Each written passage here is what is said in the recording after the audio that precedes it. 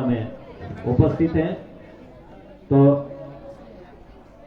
बेटा सबसे पहले कुल्लूबन बेटा आप आ जाएं और अपना ये ध्यान देना अपने पहले कि आप जो आपका माइक है उसको जैसे आप एडजस्ट करना चाहते हैं वैसे आप जो कर लें, या जो हमारे यहाँ साउंड सिस्टम वाले हैं जिनका हमेशा जो है सहयोग रहता है उनसे आप कर लें कि हमारी जो है मंच की व्यवस्था करें। और साथ में थैंक्स करना चाहूँगा जो हमारे मीडिया के बंधु हैं, आपका भी धन्यवाद, क्योंकि हर जो इवेंट को आप सोशल मीडिया के माध्यम से सब लोगों को बता रहे हैं। तो एक निवेदन रहेगा।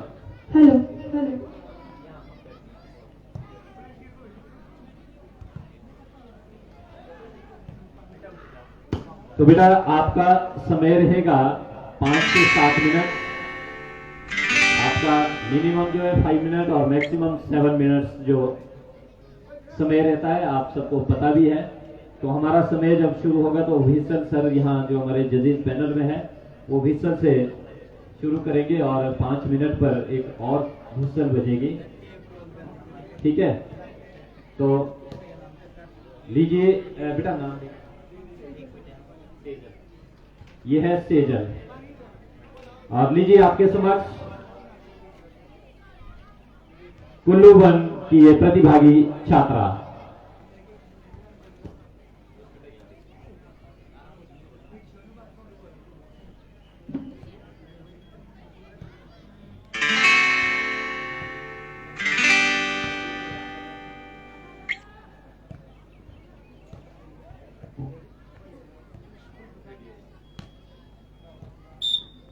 अखंड मंडलाकारं व्याप्तं येन चराचरं तत्पदं दर्शितं येन तस्मै श्री गुरुवे नमः, तस्मै श्री गुरुवे नमः। परम सम्माननीय मठ परासीन आज के सांस्कृतिक प्रतियोगिता के मुख्य अतिथि महोदय, प्रतियोगिता को निष्पक्षता से अंजाम तक पहुंचाने के लिए आदर के योग्य निर्णायक मंडल, शिक्षा विशारद, आदरणीय मेरे सभी गुरुजन एवं यहाँ उपस्थित मेरे सभी छात्र साथियों, आज मैं जिस विषय को लेकर आपके समक्ष उपस्थित हूँ, मेरा विषय है वर्तमान परिप्रेक्ष्य में बच्चों में मोबाइल की लत और दुष्प्रभाव। मैं बच्चों का बचपन खा गया, मैं जवानों की जवानी खा गया, मैं बच्चों का बचपन खा गया, मैं जवानों की जवानी खा गया। नहीं मिटी भूख मेरी, नहीं मिटी भूख मेरी, मैं दादा दादी नाना नानी की कहानी खा गया, मैं दादा दादी नाना नानी की कहानी खा गया। बहुत छोटा सा हूँ, बहुत छोटा सा हूँ, मगर मैं बड़े पर्दे वाले सिनेमा घरों को भी खा गया, मगर मैं बड़े पर्दे वाले सिनेमा घरों को भी खा गया। विकास और प्रौद्योगिकी के इस दौर में मोबाइल मानव जीवन का एक अहम हिस्सा बन गया है। एक पल के लिए भी कोई भी इसे खुद से दूर नहीं करना चाहता है। धीरे धीरे यह बच्चों की शारीरिक और मानसिक समस्याओं का कारण बन जाता है। पहले कहाँ 4G 5G हुआ करते थे, पहले कहाँ 4G 5G हुआ करते थे। उस जमाने में तो गुरुजी और पिताजी हुआ करते थे, उस जमाने में तो गुरुजी और पिताजी हुआ करते थे। जब पड़ती थी उनके हाथों की मार, जब पड़ती थी उनके हाथों की मार, तो सारे नेटवर्क अपने आप काम कर जाया करते थे, तो सारे नेटवर्क अपने आप काम कर जाया करते थे। भाग दौड़ भरी जिंदगी में अगर आप कुछ समय निकालकर अपनी दिनचर्या पर नजर डालें तो आपका अधिकतर समय मोबाइल फोन पर ही बीतता है। बड़ों की इस कार्यशैली का अनुकरण अब बच्चे भी कर रहे हैं। इसका परिणाम यह है कि बच्चों का बचपन धीरे धीरे मोबाइल की गिरफ्त में आता जा रहा है। जिंदगी गुजरने लगी है अब तो किस्तों पर, जिंदगी गुजरने लगी है अब तो किस्तों पर। ये कुछ ग्राम का मोबाइल भारी पड़ गया है रिश्तों पर। ये कुछ ग्राम का मोबाइल भारी पड़ गया है रिश्तों पर। दुनिया भर में हुई तमाम रिसर्च बताती है कि कम उम्र में बच्चों को फोन थमाने से उनका मानसिक विकास प्रभावित होता है। इतना ही नहीं, एक रिपोर्ट के मुताबिक मोबाइल की लत से उनमें वर्चुअल ऑटिज्म का खतरा बढ़ जाता है। मोबाइल की लत से सीधे आंखें प्रभावित होती है। आंखों में थकान, सूखापन, जलन जैसी समस्याएं उत्पन्न हो सकती है, जिससे कंप्यूटर सिंड्रोम जैसी बीमारियों का सामना करना पड़ सकता है। मोबाइल का अधिक प्रयोग करने से बच्चा सामाजिक तौर पर विकसित नहीं हो पाता और न ही उसका व्यक्तित्व विकास हो पाता है। बच्चे में आक्रामकता, चिड़चिड़ापन, थकान, एकाग्रता में कमी, निंद्रा एवं श्रवण जैसी समस्याएं उत्पन्न हो सकती है। ये मोबाइल यूं ही हट्टा कट्टा नहीं, ये मोबाइल यूं ही हट्टा कट्टा नहीं, बहुत कुछ खाया पिया है इसने, बहुत कुछ खाया पिया है इसने।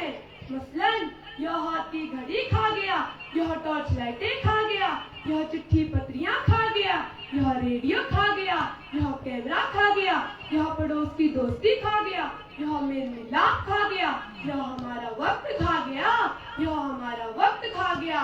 मोबाइल सकारात्मक और नकारात्मक दोनों हो सकता है। यह इस बात पर निर्भर करता है कि उपयोगकर्ता इसका उपयोग कैसे कर रहा है। क्योंकि मोबाइल हमारे जीवन का एक अहम हिस्सा बन गया है, इसलिए इसे हमें उचित तरीके से, सावधानी से अपने बेहतरीन परेशानी मुक्त जीवन में उपयोगी बनाना चाहिए, ना कि अपने जीवन में वायरस बनाना चाहिए। मैं मोबाइल हूँ, मैं मोबाइल हूँ, मैं आपका बचपन चुरा लूंगा, आपकी जवानी भी चुरा लूंगा, मैं आपका बचपन चुरा लूंगा, आपकी जवानी भी चुरा लूंगा। आप जल्दी ही बूढ़े हो जाओगे, आप जल्दी ही बूढ़े हो जाओगे। इसलिए मेरा इस्तेमाल सोच समझ कर करना, वरना मेरे फायदे हैं तो नुकसान भी है। मैं मोबाइल हूँ। अंत में मैं एक पंक्ति के साथ अपने विचार पर विराम देना चाहूंगी। धन्यवाद।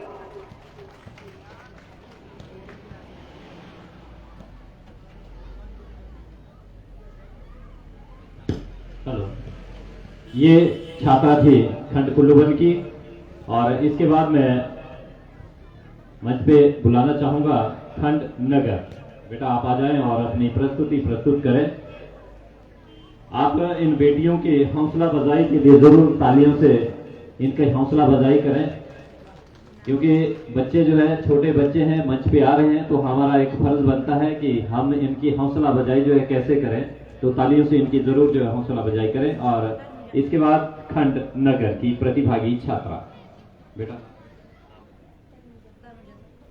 तनुजा, इस बेटी का नाम है, यह है खंड नगर की।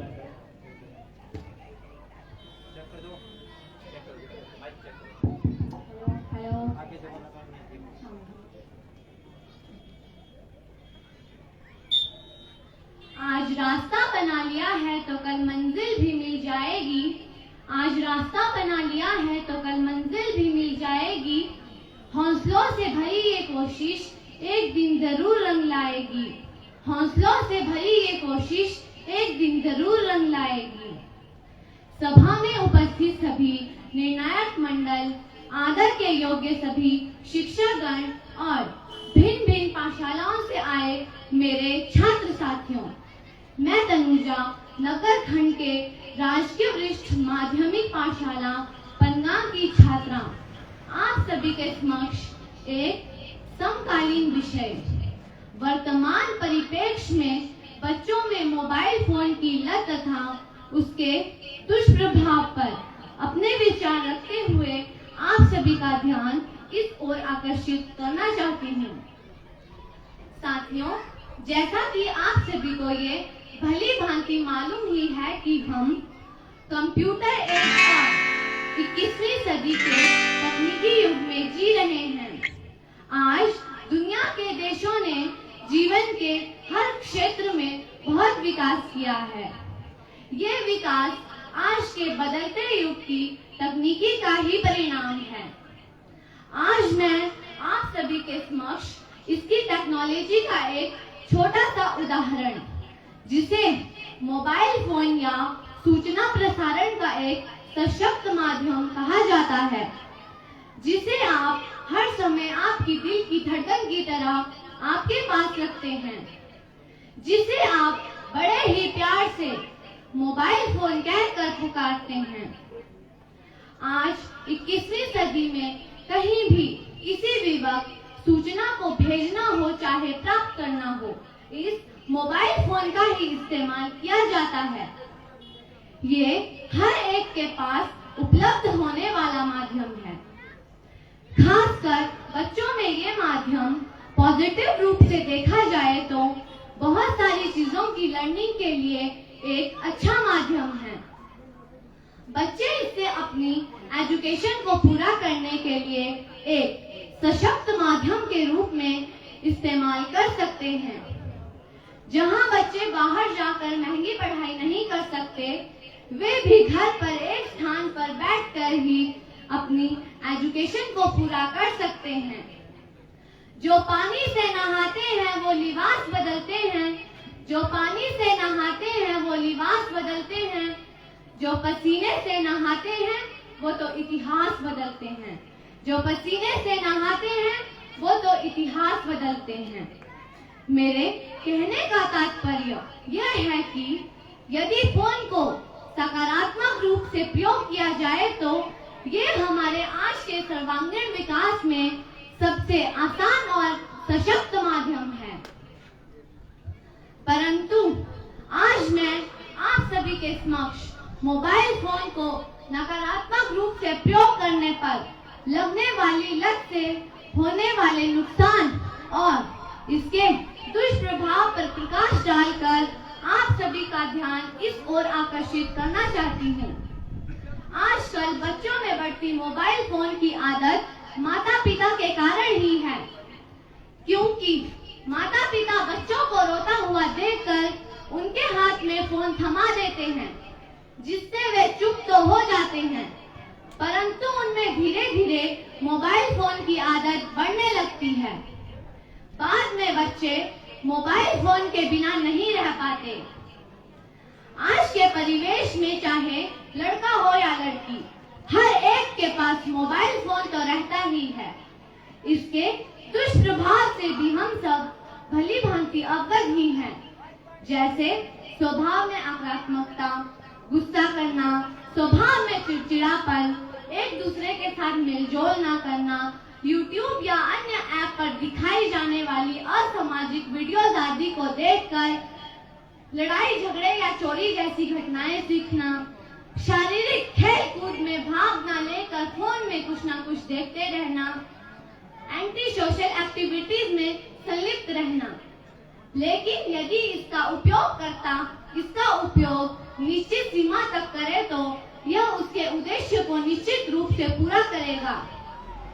मैं आप सबसे ये आशा करती हूँ कि आज के बाद हम अपने आप से ये वादा करें कि हम फोन को सकारात्मक रूप से प्रयोग करेंगे तथा इसे सुचारू रूप से अपने जीवन में ढालने का प्रयास करेंगे। अंत में मैं कुछ बातें कहकर आप सबसे विदा लेना चाहूंगी। फोन की लत में ना अपना भविष्य बर्बाद करो, फोन की लत में ना अपना भविष्य बर्बाद करो। आओ इसके सदुपयोग से अपना भविष्य आबाद करो। आओ इसके सदुपयोग से अपना भविष्य आबाद करो। फोन से रहो उचित दूरी में, फोन से रहो उचित दूरी में। माता पिता ना कहें फोन दिया है इन्हें मजबूरी में, माता पिता ना कहें फोन दिया है इन्हें मजबूरी में। नजर को बदलो तो नजारे बदल जाते हैं, नजर को बदलो तो नजारे बदल जाते हैं। सोच को बदलो तो सितारे बदल जाते हैं, सोच को बदलो तो सितारे बदल जाते हैं। कश्तियों को बदलने की जरूरत नहीं, कश्तियों को बदलने की जरूरत नहीं। दिशाओं को बदलो तो किनारे खुद ब खुद बदल जाते हैं, किनारे खुद ब खुद बदल जाते हैं। जय हिंद, जय भारत।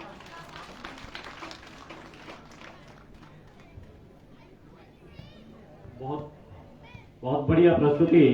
ये थी खंड नगर की छात्रा। और इसके बाद खंड सेंस। बेटा आप आ जाएं और अपनी प्रस्तुति प्रस्तुत करें।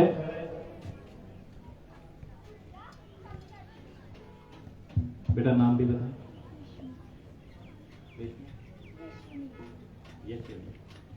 ये है यशवनी, खंड सेंस की ये बेटी। Hello hello.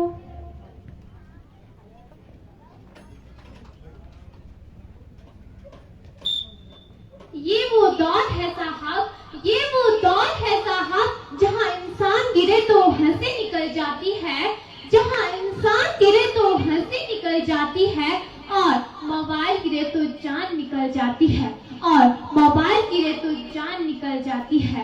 परम सम्मान्य मंच पर विराजमान मुख्यातिथि महोदय, नील श्री विवेकी निर्णायक मंडल, राष्ट्र भविष्य निर्माता, अध्यापक गण, समस्त जनमानस तथा भावी राष्ट्र शक्ति विद्यार्थी साथियों, मैं यशवी ठाकुर खंड सेंस की छात्रा आप सबके समक्ष वर्तमान परिप्रेक्ष्य में बच्चों में मोबाइल फोन की लत और उसके दुष्प्रभावों पर चंद शब्द प्रस्तुत करने जा रही हूँ। मैं ये आशा करती हूँ कि ये चंद शब्द आपके भावी जीवन में लाभप्रद होंगे। मोबाइल का शाब्दिक अर्थ है गतिशील। इस प्रकार मोबाइल फोन से तात्पर्य एक ऐसा दूरभाष यंत्र है जिसे मनुष्य जहाँ चाहे वहाँ ले जा सकता है, वह अपने साथ रख सके। मोबाइल फोन के माध्यम से मनुष्य कहीं भी स्थित किसी भी अन्य व्यक्ति से संपर्क साध सकता है। मोबाइल लत आज इतनी तेजी से बढ़ रही है कि आज के टाइम में हर किसी के पास मोबाइल है, तो वे दिन का कितना वक्त मोबाइल फोन में गुजार देते हैं ये बात शायद वो नहीं जानती। जिस वस्तु में गुण है उसमें दोष होना भी स्वाभाविक है। मोबाइल फोन के उपयोग के दुष्प्रभावों की व्याख्या इस प्रकार है। आंखों में तनाव और दृष्टि संबंधी समस्याएं। लगातार मोबाइल फोन का उपयोग करने से आंखों में तनाव पड़ता है। लंबे समय तक छोटी स्क्रीन में घूरने से आंखों में थकान और परेशानी उत्पन्न होती है। इन उपकरणों से निकलने वाली नीली रोशनी डिजिटल आइसक्रीम का कार्य बन सकती है, जिसके परिणाम स्वरूप सुर्ख आंखें, धुंधली दृष्टि, यहाँ तक कि सिर दर्द जैसे लक्षण भी हो सकते हैं। रीढ़ की हड्डी में प्रॉब्लम। एक रिसर्च में यह बात सामने आई है कि 50% से ज्यादा बच्चों में रीढ़ की हड्डी में प्रॉब्लम आई है, क्योंकि अधिकतर बच्चे झुककर या लेटकर मोबाइल फोन का उपयोग करते हैं, जिससे उनको रीढ़ की हड्डी में प्रॉब्लम महसूस होती है। शुरुआत में जब बच्चों के पास मोबाइल फोन आता है तो इसका उन पर कोई प्रभाव नहीं पड़ता, लेकिन धीरे धीरे बच्चे रीढ़ की हड्डी में दर्द की शिकायत करने लगते हैं, जिसका सीधा संबंध मोबाइल फोन के लगातार झुककर या लेटकर चलाने का कारण है। साइबर ठगी और ऑनलाइन समस्याएं। आजकल ना जाने कितनी खबरें हम साइबर ठगी और ऑनलाइन खबरों की सुनते हैं। लोगों को ऐसे ऐसे मैसेज दिए जाते हैं कि वे अपनी जान से हाथ धो बैठते हैं। ऐसे में तो कई लोगों के बैंक खाते भी खाली कर दिए जाते हैं, जिसका ओटीपी आपके मोबाइल में ही आता है। अगर आप किसी को अपना ओटीपी दे देते हो तो आप साइबर ठगी के शिकार बन जाते हो, क्योंकि कोई भी बैंक आपसे ओटीपी नहीं मांगता। अतः हमें मोबाइल फोन का अच्छी तरह से उपयोग करना चाहिए। वास्तविक जीवन से हो रहे दूर। बच्चों के हाथ में मोबाइल फोन आ जाने से बच्चे वर्चुअल लाइफ का हिस्सा बन रहे हैं और रियल लाइफ से दूर होते जा रहे हैं।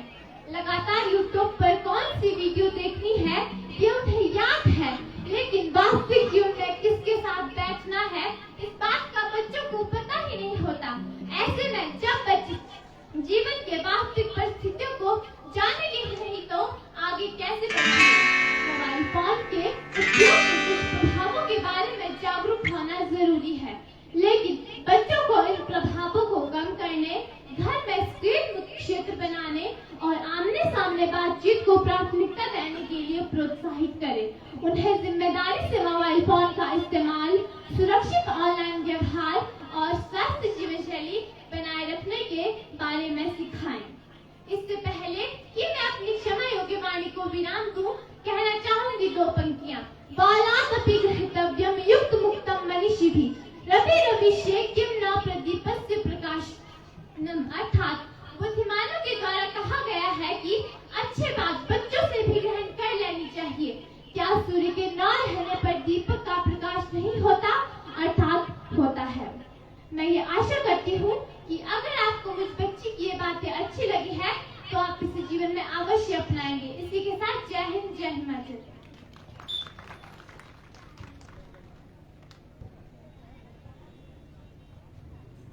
ये थी सेंट खंड की छात्रा और इसके बाद खंड बंजार। बेटा आप आ जाएं और अपनी प्रस्तुति प्रस्तुत करें और इसके बाद अन्य और अंत में निर्माण।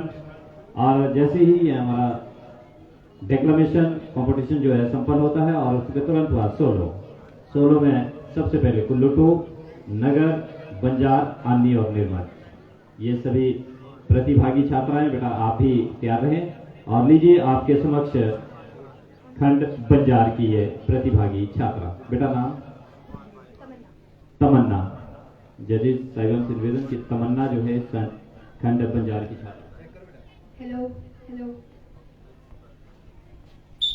जो नौसिखे परिंदे को बाज बना देता है, जो नौसिखे परिंदे को बाज बना देता है, कच्ची मिट्टी से ही ताज बना देता है, कच्ची मिट्टी से ही ताज बना देता है। समुद्र को परखता है किश्तियों का हौसला, समुद्र को परखता है किश्तियों का हौसला, पर शिक्षक डूबती हुई किश्ती को भी जहाज बना देता है, जहाज बना देता है। सभागार में उपस्थित माननीय मुख्य अतिथि महोदय, अन्य गणमान्य प्रबुद्धजन, निरीक्षी विवेक निर्णायक मंडल, विभिन्न विद्यालयों से आए हुए मेधावी छात्रगण, मैं तमन्ना ठाकुर बंजार ब्लॉक का प्रतिनिधित्व करते हुए आप सभी के समक्ष नैतिक मूल्य के उत्थान में शिक्षक की भूमिका विषय पर अपने विचार व्यक्त करने जा रही हूँ। आशा करती हूँ आप सभी मेरे विचारों को ध्यान पूर्वक सुनेंगे। सबसे पहले तो मैं आप सभी प्रबुद्ध जनों का धन्यवाद करना चाहती हूँ कि आप सभी ने मुझे इस मंच से अपने विचार व्यक्त करने का अवसर प्रदान किया है। गुरुदेव रविंद्रनाथ टैगोर जी के अनुसार शिक्षक का मनुष्य के जीवन में अत्यंत महत्वपूर्ण स्थान है। उनका मानना था कि मनुष्य को केवल मनुष्य ही बना सकता है।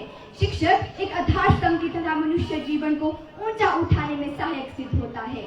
शिक्षा जैसे पवित्र और पुनीत कार्य के लिए शिक्षक द्वारा ही संपन्न किया जा सकता है। उच्चतम शिक्षा वह है जो हमें सिर्फ जानकारी ही नहीं देती बल्कि हमारे जीवन को समस्त अस्तित्व के साथ सद्भाव में लाती है। शिक्षा एक ऐसा माध्यम है जो जीवन में हमें सफलता की ओर अग्रसर कराता है। शिक्षा ही जीवन में हमें श्रेष्ठ बनाती है। सिर्फ किताबी ज्ञान ही शिक्षा नहीं होता बल्कि हमारा मानसिक विकास भी सफलता के लिए आवश्यक है। शिक्षा और संस्कार जिंदगी जीने के दो मूल मंत्र हैं। शिक्षा कभी आपको झुकने नहीं देंगे और संस्कार कभी आपको गिरने नहीं देंगे।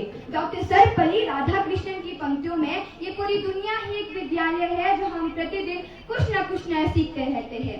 सभ्यता और संस्कृति का एक गुलदस्ता जो एक धरोहर के रूप में एक पीढ़ी अपनी दूसरी पीढ़ी को सौंपती है और वह एक विरासत बन जाती है। हम विश्व की समृद्धशाली विरासत के उत्तराधिकारी कहलाते हैं जहाँ सभी संस्कृतियाँ एक धारा के रूप में आकर समाहित हो जाती है। किसी भी देश की महानता में उसके शिक्षकों की अहम भूमिका होती है। शिक्षक महान गुणों का भंडार होता है। जहाँ माता पिता बच्चों को जन्म देकर उन्हें अच्छी परवरिश और सुख साधनों से परिपूर्ण कर देता है, वही शिक्षक उन्हीं बच्चों को अपने शिष्य के रूप में उनमें भावी जीवन की नींव डलवाकर उन्हें नए भविष्य के लिए तैयार करता है। शिक्षक वह दीपस्तंभ है जो अपने छात्रों के जीवन को ज्ञान की रोशनी से आलोकित करता है। उनका उद्देश्य केवल शैक्षणिक ज्ञान प्रदान करना नहीं बल्कि नैतिक और सांस्कृतिक मूल्य प्रदान करना भी है। संत कबीर के अनुसार गुरु गोविंद दऊ खड़े, गुरु गोविंद दऊ खड़े, काके लागू पाए, बलिहारी गुरु आपने, बलिहारी गुरु आपने, गोविंद दियो बताए, गोविंद दियो बताए। आज हमारी शिक्षा प्रणाली गुरु और शिष्य की परंपरा को आगे बढ़ाते हुए निश्चित शिक्षण स्थानों में पहुंच चुकी है। शिक्षक और शिष्य के इस अनोखे संबंध से शिक्षण प्रणाली निरंतर गतिशील होती है। रहती है। यहाँ पर आकर शिक्षक का कार्य बढ़ जाता है। पुस्तकीय ज्ञान के साथ साथ विद्यार्थियों को नैतिक मूल्यों को बढ़ावा देना भी शिक्षकों का एक दायित्व बन जाता है। पुराने समय में शिक्षा गुरुकुल पद्धति के अनुसार की जाती थी। शिष्यों को गुरु के आश्रम जाकर शिक्षा ग्रहण करनी होती थी। त्रेता युग में राम, द्वापर में कृष्ण जैसे परमावतार मनुष्य ने भी गुरुकुल पद्धति के अनुसार शिक्षा वैगन अर्जन कर संसार में महान कहलाए। अतः यह स्पष्ट है कि नैतिक मूल्य के उत्थान पर शिक्षक की भूमिका अत्यंत महत्वपूर्ण व अविस्मरणीय है। वे समाज के निर्माण और विकास के लिए एक आधारशिला के रूप में कार्य करते हैं। एक छात्रा होने के नाते मैं सभी गुरुओं से अंत में इतना कहना चाहती हूँ, जीवन के घोर अंधेरों में प्रकाश जो बनकर आता है, हर लेता है जो दुख सारे, खुशियों की फसल उगाता है। कोई आम शख्सियत नहीं है वह, हर देश का भाग्य विधाता है। सागर से ज्ञान के भरा हुआ बस वही गुरु कहलाता है। धन्यवाद। जय हिंद, जय भारत।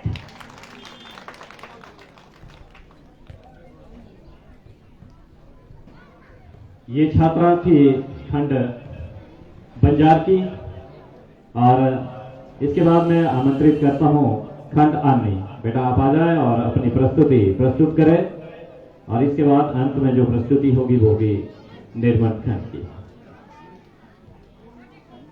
बेटा माइक के एडजस्टमेंट आप अपने हिसाब से कर लें प्लीज।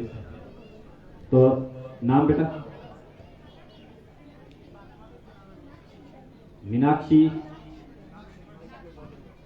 माइक पे बोलो। कोई नहीं।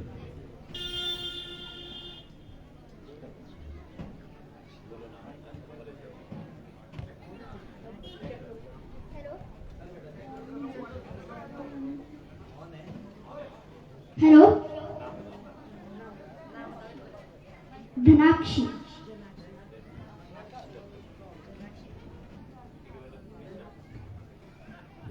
मोबाइल टेक्नोलॉजी का अद्भुत है उदाहरण, अहम हिस्सा बनकर इसने बदला सबका जीवन। हो रही है जेल बंद, हुई खुली उड़ान। हो रही है जेल बंद, हुई खुली उड़ान। अब मोबाइल से हंसता, मोबाइल से रोता इंसान, मोबाइल से रोता इंसान। परम सामान्य मुख्य महोदय जी, निर्णायक मंडल मंच पर विराजमान, अन्य गणमान्य व्यक्तिगण, भाव मेरे प्रतिभागी साथियों, मैं धनाक्षी शर्मा, खंड आनी की छात्रा, आप सभी के समक्ष जिस शीर्षक को लेकर उपस्थित हुई हूँ, उसका शीर्षक है वर्तमान परिप्रेक्ष्य में बच्चों में मोबाइल की लत और उसके दुष्प्रभाव। आशा करती हूँ आप मेरे विचारों से सहमत होंगे। इस बिगड़ी हुई जिंदगी की इतनी ही कहानी है, हमें बिगाड़ने में इस मोबाइल की कारस्तानी है, इस मोबाइल की कारस्तानी है। जब कोई व्यक्ति मोबाइल के अभाव में खुद को असहाय महसूस करता है, उसे मोबाइल की लत कहते हैं। बेशक मोबाइल ने हमारे अनेकों काम आसान किए हैं, लेकिन समय बीतने के साथ साथ हम मोबाइल के अधीन ही हो गए हैं। मोबाइल के ऑफ हो जाने पर कुछ लोगों का मूड भी ऑफ हो जाता है, वे गुस्सा करने लगते हैं। यह सही संकेत नहीं, इसका साफ तौर पर ये मतलब है कि आप होमोफोबिया के शिकार हुए हो। यह मोबाइल के ज्यादा उपयोग करने से होता है। मान्यवर, अपने हमारे जीवन पर मोबाइल की लत के प्रभाव पर प्रकाश डालना चाहती हूँ। मोबाइल के लगातार इस्तेमाल से हम अनेक समस्याओं से घिर जाते हैं। अपनों से जोड़ना कहाँ मोबाइल की परिभाषा के रूप में पढ़ा जाता था, आज अपनों से दूरी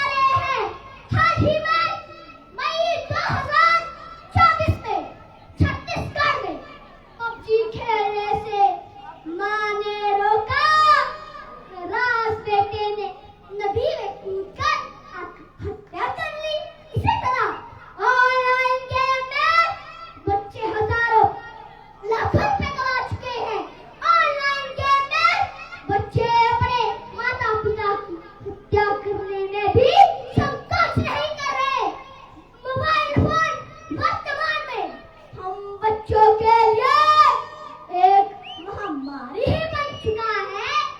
आंगन में नीम और बरगद मुरझाने लगे हैं। आंगन में नीम और बरगद मुरझाने लगे हैं।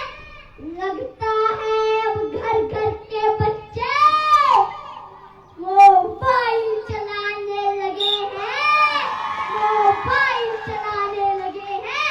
बेशक टेक्नोलॉजी के माध्यम से हम विकास की ओर बढ़ रहे हैं, जिसमें मोबाइल फोन मुख्य भूमिका निभाता है, लेकिन बच्चे अपना कीमती समय मोबाइल को दे रहे हैं। अंत में इन पंक्तियों के साथ अपनी वाणी को विराम देना चाहती हूँ। आओ आज मिलकर कसम ये खाएंगे, मैदानों में खेल कूद कर मिलकर गाना गाएंगे। जरूरत के अनुसार ही हम सब अपना मोबाइल चलाएंगे, अपना मोबाइल चलाएंगे। जय हिंद, जय हिमाचल।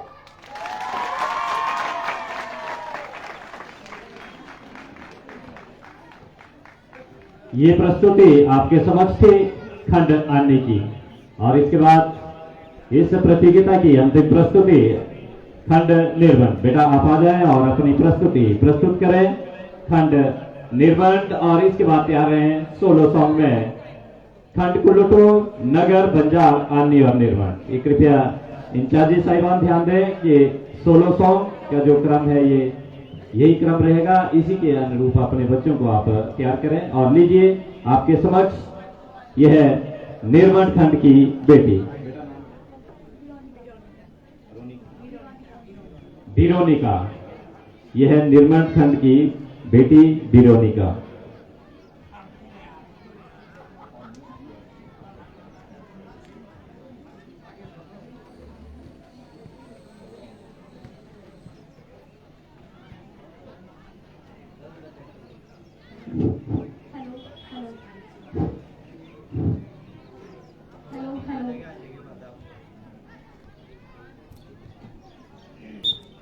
भारत देश की मिट्टी मेरे माथे का चंदन है। भारत देश की मिट्टी मेरे माथे का चंदन है। आइए सभी मान्यवर, आप सबका हार्दिक अभिनंदन है। सबसे पहले तो मैं इस मंच को नमन करती हूँ हमारे परम आदरणीय अध्यक्ष महोदय, शिक्षकगण व बाल प्रतिभा को अपनी कसौटी पर परखने वाले निर्णायक मंडल, और यहाँ पर उपस्थित मेरे सभी भाइयों एवं बहनों। मैं विरोनिका मेहता, वीनस पब्लिक वरिष्ठ माध्यमिक पाठशाला नित्थर की छात्रा, आज आप सभी के समक्ष हिमाचल प्रदेश के विद्यालयों में शिक्षा की गुणवत्ता में सुधार कैसे है, इस विषय को लेकर उपस्थित हुई। मनुष्य की रोटी, कपड़ा और मकान के अलावा जिस चीज की सबसे ज्यादा जरूरत होती है वह है शिक्षा। पिछले कुछ सदियों में हमारे समाज ने जो भी प्रगति की है उसकी वजह शिक्षा है। शिक्षा समाज का आधार होती है। यह सुधारों को जन्म देती है और नए विचारों के लिए रास्ता खोजती है। क्वालिटी एजुकेशन का मतलब ऐसी शिक्षा है जो विद्यार्थी निर्माण के उद्देश्य को अच्छी तरह समझती है और उसके लिए फायदेमंद है। अगर आधुनिक युग की बात की जाए तो हमारे देश प्रदेश की शिक्षा को गुणवत्तापूर्ण शिक्षा कहना गलत होगा, क्योंकि ये अपने उद्देश्य की प्राप्ति करने में असफल रही है। हम सब इस बात से वाकिफ हैं कि तकनीकी कैसे शिक्षा का चेहरा बदल रही है। न केवल शिक्षा प्राप्त करने का तरीका बदल गया है, बल्कि छात्रों को पढ़ाने के तरीकों में भी विकास हुआ है। क्वालिटी एजुकेशन के कई महत्वपूर्ण आयाम हो सकते हैं, लेकिन मैं आज पढ़ाई के ऐसे ढंग जो बच्चों को अच्छे लगे, साथ ही अध्यापक के बच्चों के साथ प्रोत्साहित करने वाले संबंधों पर अपने विचार प्रस्तुत करूंगी। सिचुएशन बदल रही है। दूसरे देशों में 60% केस स्टडी सिखाई जाती है, 20% प्रोजेक्ट्स, 10% लेक्चर और 10% लर्निंग पर फोकस किया जाता है। लेकिन यहाँ स्टूडेंट्स प्रोजेक्ट और प्रैक्टिकल्स करता ही नहीं, वो बाजार जाता है, वहां से नकली प्रोजेक्ट, रिपोर्ट्स और प्रैक्टिकल्स खरीदता है। इससे ये दिक्कत आ रही है। इससे क्या हो रहा है कि बच्चों जाती हैं। बच्चों का दिमाग वेल फिल्ड तो जरूर है, लेकिन वेल फॉर्म नहीं। गुणवत्तापूर्ण शिक्षा के लिए बच्चों को बताना और समझाना काफी नहीं, उन्हें तो प्रैक्टिकल्स, प्रोजेक्ट्स और डेमोन्स्ट्रेट करके दिखाना होगा। एवरेज टीचर बताता है, अच्छा टीचर समझाता है और बेहतरीन टीचर करके दिखाता है। आप सबने अनुभव किया होगा कि कैसे लॉकडाउन में और हिमाचल में आपदा आने के दौरान अध्यापकों ने ऑनलाइन पढ़ाई कराने की कोशिश की, लेकिन कुछ स्टूडेंट्स ने उन्हें तंग किया। स्टूडेंट्स भी उसी टीचर को तंग करता है जिसे वो पसंद नहीं करता। स्टूडेंट अजीबोगरीब नाम लेकर उनकी वीडियो कॉन्फ्रेंस में आते हैं। कोई ओसामा बिन लादेन लिखकर आता तो कोई थारा भाई जोगिंदर लेकर वीडियो कॉन्फ्रेंस में आ रहा है। टीचर पूछ रहा होता है कि ये ओसामा कौन है। अब टीचर का आधा समय तो इसी में निकल जाता है। इसीलिए आज टीचर को चाहिए कि वो स्टूडेंट्स के साथ फॉस्टर रिलेशनशिप बिल्ड करे, ताकि उसका स्टूडेंट ओसामा के नाम से सामने ना आए। हम सबके आइडल डॉक्टर अब्दुल कलाम क्या कहते थे कि 3 लोग परिवर्तन ला सकते हैं, पहला पिता, दूसरी माता, तीसरा अध्यापक। यही 3 लोग परिवर्तन ला सकते हैं। शिक्षा मनुष्य का सबसे अच्छा दोस्त होती है। शिक्षक और शिक्षित व्यक्ति हर जगह सम्मान पाते हैं। आज प्रदेश सरकार को चाहिए कि वो विद्यालयों में मिक्स लर्निंग टूल्स का इस्तेमाल करे। ज्यादा से ज्यादा स्कूलों में ऑडियो और विजुअल टूल्स का इस्तेमाल करें, जिससे शिक्षा की गुणवत्ता में सुधार हो, साथ ही बच्चों की पढ़ाई के प्रति रुचि बने। कराओ, स्टूडेंट से मेहनत कराओ, क्योंकि आराम से शिक्षा हासिल नहीं होगी। उनके लिए नए रास्ते बनाओ। रास्ते बदलने नहीं, उनके लिए बनाने हैं। और आज टीचर को चाहिए कि वो स्टूडेंट्स को वो मत कराओ जो थ्योरी है, बल्कि उसका इम्प्लीमेंटेशन सिखाओ। आज इस शिक्षा पद्धति के अंदर बड़ी क्रांति लाना जरूरी है, क्योंकि क्वालिटी एजुकेशन सबसे सशक्त हथियार है जिससे दुनिया को बदला जा सकता है। हमारा भविष्य हमारे वर्तमान पर निर्भर करता है। जो व्यक्ति समय और गुणवत्तापूर्ण शिक्षा का सही उपयोग करता है, वो व्यक्ति सफल हो जाता है। क्वालिटी एजुकेशन में किया गया इन्वेस्टमेंट सबसे ज्यादा रिटर्न देता है। जब हम शिक्षा में गुणवत्ता की बात करते हैं, तो हम ऐसी शिक्षा को गुणवत्तापूर्ण माने जो छात्रों को शिक्षा का लाभ पहुंचाए। अर्थात गुणवत्तापूर्ण शिक्षा में प्राय उसी शिक्षा का समावेश होता है जो विद्यार्थी निर्माण की रुचियों को समझे और उनकी क्षमताओं को समझे, और जिससे विद्यार्थी निर्माण को चौमुखी विकास हो सके। अंत में बस इतना ही कहना चाहूंगी कि जीवन में अभी असली उड़ान बाकी है, हमारे इरादों का अभी इम्तिहान बाकी है।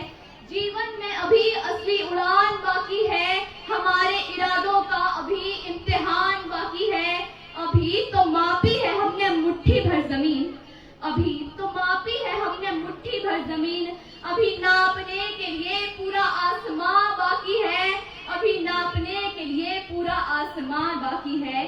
धन्यवाद। जय हिंद, जय भारत।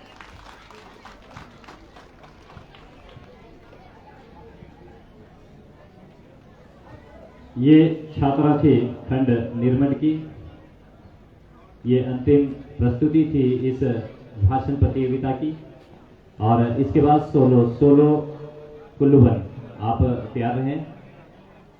आपने देखा जैसे कंपटीशन है, इसमें हम बीच में इस तरह का कमेंट नहीं कर सकते थे, इसलिए हमने बीच में कोई भी कमेंट नहीं किया।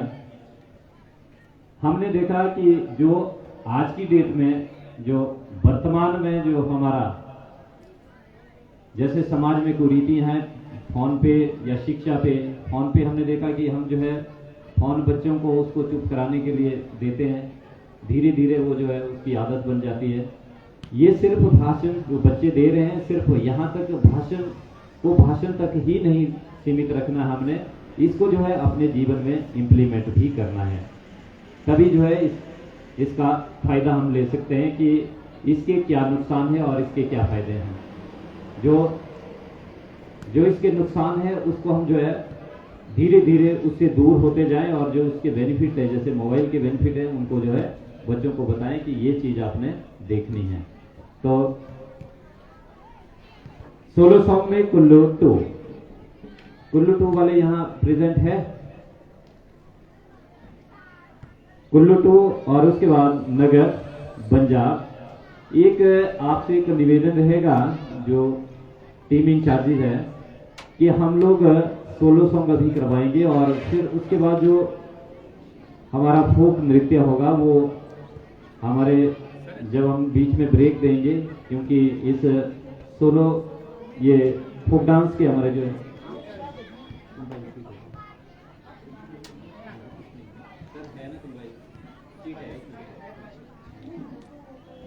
फोक के लिए हमारे यहाँ चीफ गेस्ट भी होंगे, तो फोक हम बाद में करवाएंगे।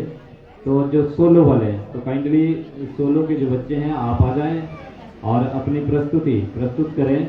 इसमें सबसे पहले कुल्लू टू, नगर, बंजार, आनी और निर्मल। कुल्लू टू वाले अगर मेरी आवाज सुन रहे होंगे, आ रहे हैं सर?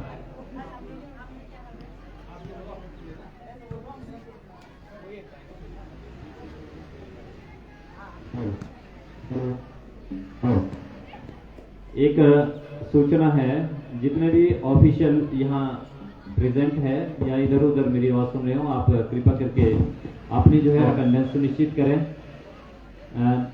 आदरणीय श्री दीप प्रकाश जी के पास रजिस्टर है, तो आप अपनी अटेंडेंस सुनिश्चित करें। जितने भी ओएसटीज हैं, जिनकी भी इस प्रतियोगिता में ड्यूटियां लगी है, तो आप कृपा करके अपने जो हमारे डीएसएससी का रजिस्टर है, हाँ जी सर, ये दीप जी प्लीज आप आगे आ जाएं यहाँ। तो आप सभी जो अपनी हाजिरी सुनिश्चित करें। तो कुल्लू टू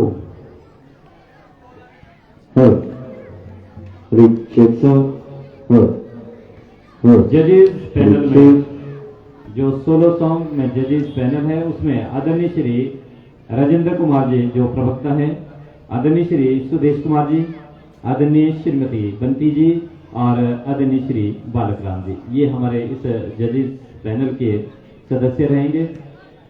एक रिक्वेस्ट रहेगी जो हमारे इंचार्जी साहिबान है, देखिए हम सुबह से यही बात बार बार चिल्ला रहे हैं कि समय रहते इस प्रतियोगिता को संपन्न करवाने में हम सबों का सहयोग करें।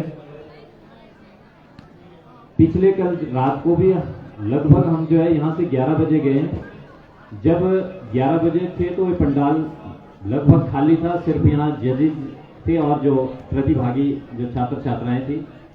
तो उस चीज का जो उन्होंने प्ले तैयार किया था, वो हम मैसेज किसको कर रहे थे, वही तो मैं थैंक्स हमारे जो आनी टुडे के जो मीडिया बंधु है उनका करना चाहूंगा कि आपने वो मैसेज हमारे समाज तक पहुंचाने का प्रयास किया। क्योंकि जब हमारे बच्चे तैयार हो रहे हैं, तैयार किए हैं, तो यहाँ कुछ न कुछ जो है मैसेज सुनने वाले भी चाहिए। तो उसी कड़ी में हम चाह रहे हैं कि समय का विशेष ध्यान रखें, क्योंकि कुछ क्षण में हमारे जो है मैचेज भी शुरू हो जाएंगे, फिर वही समस्या आएगी कि जो है हमारा कार्यक्रम बंद होगा। तो इसलिए अगर मुझे जो है इस सांस्कृतिक प्रतियोगिता के जो कन्वीनर आदरणीय श्री शेर सिंह ठाकुर जी का आदेश हुआ है कि आप ये सोलो और डेक्लेमेशन संपन्न करें। सोलो सॉन्ग के बाद हम थोड़ा सा ब्रेक देंगे, क्योंकि स्थानीय विद्यालय के प्रधानाचार्य महोदय ने हमें कुछ दिशा निर्देश दिए थे कि हमारे चीफ गेस्ट चाहे जो प्रशासनिक अधिकारी जो आने के वो हमारे मध्य होंगे। तो कृपा करके इस सोलो सॉन्ग के लिए आप जिनकी भी यहाँ एंट्रियां हुई आप आ जाएं। कुल्लू टू वाले अगर हैं तो मुझे यहाँ से आप बता दें कि कुल्लू टू वाले आए अभी। और नगर वाले आ गए, तो आप तैयार रहें प्लीज। नगर के बाद बंजार वाले हैं,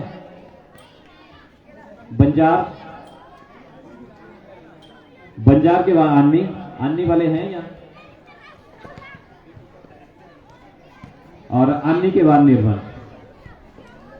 देखो ये बिना सहयोग के जो है कोई भी कार्य संभव नहीं हो सकता, तो आई काइंडली तो आप सहयोग करें। यहाँ सिर्फ अभी जो है कुल्लू नगर वाले मेरे ख्याल प्रेजेंट है। ऐसा ना हो कि हम लोग अन्नी पहुंच गए लेकिन हम जो है प्रतियोगिता से बाहर हों, तो ये भी ऐसा भी ना हो, क्योंकि लास्ट में हमें वही स्ट्रिक्ट आदेश करने पड़ेंगे जैसे सर ने कल कहा था कि क्लास में जो है फिर वही बात आएगी कि हमारे को बाहर क्यों किया। तो आप मेरे ख्याल में यहाँ बहुत सारे लोग सुन रहे होंगे और अपने संपर्क में जितने भी लोग हैं तो आप काइंडली उनको बता दें कुल्लू टू नगर, बंजार, आनी और निर्मल।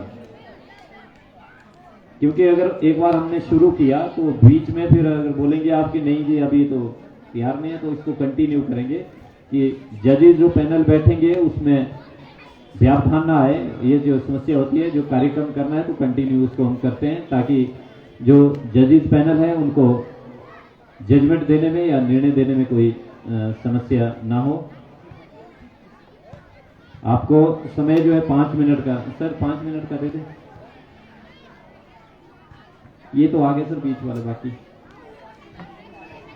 देखिए, आपको समय जो है 5 मिनट का हम दे रहे हैं कि 5 मिनट के अंदर आप अगर यहाँ है वेल एंड गुड, अगर नहीं है तो हम जो है नगर वाले का इवेंट करवा लेंगे। और ये मान के चलिए कि फिर हमारा जो है नगर ही इस, अगर कोई साथी या उस खंड के जो साथी है तो काइंडली आप फोन कर लें। 5 मिनट का समय है, आप हमें जो है इन्फॉर्म कर लें यहाँ, और उसके बाद अगर शुरू हो गया तो फिर हमारा जो है हम बीच में नहीं रुकेंगे। ये सभी साथियों को भी पता है कि जब राज्य स्तर की प्रतियोगिता होती है तो वहां भी इसी तरह के इवेंट होते हैं, वहां कोई इंतजार नहीं करते हैं, क्योंकि हमें भी बहुत बार मौका मिला है राज्य स्तर की प्रतियोगिता करवाने का। तो हमारे बहुत सारे साथी भी है जिन्होंने ये चीजें करवाई है, उनको पता है कि जब स्टेट में एक बार जब आदेश होते हैं तो वो सीधे जो है करना पड़ेगा। वैसे इंतजार करते रहेंगे तो प्रतियोगिता संपन्न नहीं हो सकती है। 5 मिनट का समय और लास्ट एंड फाइनल कॉल है, तो आप काइंडली बता दें। नगर वाले बेटा आप भी तैयार रहें, नगर वाले तैयार रहेंगे, कोई नहीं आएंगे तो हम आपका करवाएंगे।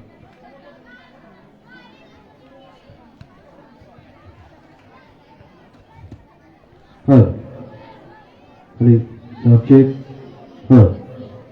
हरी